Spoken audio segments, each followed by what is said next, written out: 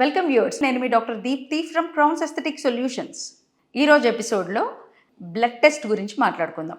PRP లేదా GFC ట్రీట్మెంట్స్కి వెళ్ళేటప్పుడు ఎటువంటి బ్లడ్ టెస్ట్ జనరల్గా రాస్తారు, అలాగే ట్రాన్స్ప్లాంటేషన్కి ఎటువంటి బ్లడ్ టెస్ట్ రాస్తారు అనేది ఈరోజు చూద్దాం. పిఆర్పి ట్రీట్మెంట్లలో మరియు జిఎఫ్సి ట్రీట్మెంట్లకి వెళ్ళినప్పుడు ముఖ్యంగా ఐరన్ డెఫిషియన్సీ ఉండకూడదు, డి వైటమిన్ మరియు B12 డెఫిషియన్సీస్ ఉండకూడదు. దానికి కావాల్సిన సప్లిమెంట్స్ని వాడుతూ, కొద్దిగా తక్కువ ఉన్నప్పుడు డి విటమిన్కి B12కి సప్లిమెంట్స్ని వాడుతూ తీసుకోవచ్చు ఈ ట్రీట్మెంట్స్. కానీ ఐరన్ ఎట్టి పరిస్థితుల్లోనూ తగ్గకుండా చూసుకోండి. ముఖ్యంగా హార్మోనల్ ఇష్యూస్ని కూడా పర్యవేక్షించాల్సిన అవసరం ఉంది.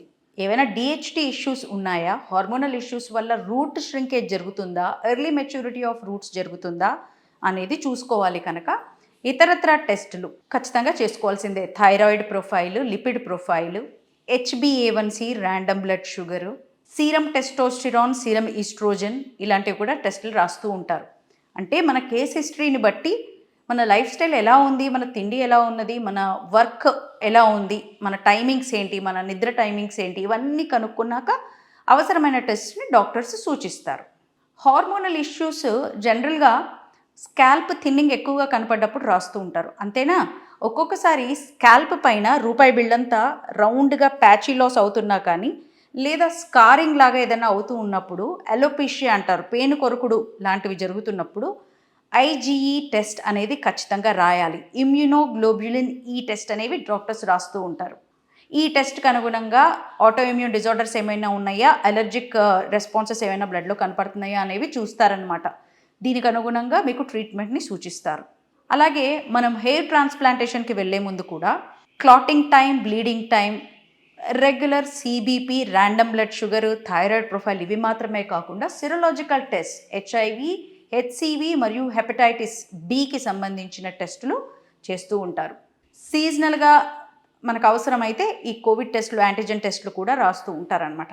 ఇవన్నీ కూడా మీ సేఫ్టీ కోసమే చేస్తూ ఉంటారు. Clotting time and bleeding time అనేది చాలా అవసరం. వచ్చే నెల మనం ట్రాన్స్ప్లాంటేషన్ చేసుకుంటున్నట్లయితే తొందరపడి ఇప్పుడే బ్లడ్ టెస్ట్ చేసుకొని ఈ రిపోర్ట్ని ట్రాన్స్ప్లాంటేషన్ రోజుకి అస్సలు మీరు కన్సిడర్ చేయకూడదు. ఎప్పుడైనా సరే సర్జికల్ ప్రొసీజర్స్కి ప్రొసీడ్ అవుతున్నప్పుడు కనీసం 2-3 డేస్ ముందు తీసుకున్న రిపోర్ట్స్ని కన్సిడర్ చేయాలి. అదర్వైజ్ మామూలు చిన్న చిన్న ట్రీట్మెంట్స్కి అయితే, మామూలుగా నాన్ ఇన్వేజివ్ ట్రీట్మెంట్స్కి అలాంటి వాటికైతే కనీసం 2-3 మంత్స్ క్రితం రిపోర్ట్స్ని మనం కొద్దిపాటిగా కన్సిడర్ చేయొచ్చు. కానీ సర్జికల్ ప్రొఫైల్కి మాత్రం ఖచ్చితంగా సిరాలజీ టెస్ట్, ఇవన్నీ clotting time, bleeding time, hormone test, ఇవన్నీ కూడా ఫ్రెష్ రిపోర్ట్సే ఉండాలి.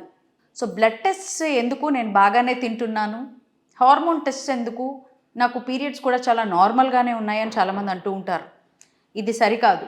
మనం అన్నీ తింటున్నామని మనం అనుకుంటున్నాం, అన్ని అబ్జర్ప్షన్ ప్రాపర్గా ఉన్నాయో లేదో మనకు తెలియదు. B12 తక్కువ ఉంటే మీరు ఎన్ని సప్లిమెంట్స్ తీసుకున్నా అది యూజే ఉండదు. డి వైటమిన్ తక్కువ ఉన్నప్పుడు మీకు కాల్షియం, C వైటమిన్, ఐరన్ కూడా దెబ్బ కొట్టే ప్రమాదం ఉంది. సో బేసిక్గా డాక్టర్లు చెప్పిన బ్లడ్ టెస్ట్ని ఖచ్చితంగా చేసుకున్నాకే ట్రీట్మెంట్స్ మీద ఇన్వెస్ట్ చేయండి. First invest on your blood reports. అవసరమైతే స్కానింగ్ రిపోర్ట్స్ మీద ఇన్వెస్ట్ చేయండి. స్కిన్ రిలేటెడ్ ఇష్యూస్ చాలా వరకు లివర్తో కనెక్టెడ్ ఉంటాయి. సో స్కిన్ రిలేటెడ్ ఇష్యూస్కి వెళ్ళినప్పుడు మీకు అల్ట్రాసౌండ్స్ అవసరమైతే రాస్తూ ఉంటారు, కోఆపరేట్ చేసి అవి కూడా తీసుకోవాలి. కేవలం సప్లిమెంట్స్ వాడడమే కాదు, life style modifications, stress management చాలా ముఖ్యం వీటిల్లో. సో ఇవన్నిటిని కూలంకుషంగా పరిశీలించి మీకు ట్రీట్మెంట్స్ని లేదా ఇంట్లో పాటించాల్సిన రెమెడీస్ని, సజెషన్స్ కోరుకుంటున్నట్లయితే క్రౌన్స్ ఎస్థెటిక్ సొల్యూషన్స్కి అప్రోచ్ అవ్వండి. విజిటర్స్, మన బ్రాంచెస్ హైదరాబాద్ మరియు విజయవాడలో కలవు. Thank you.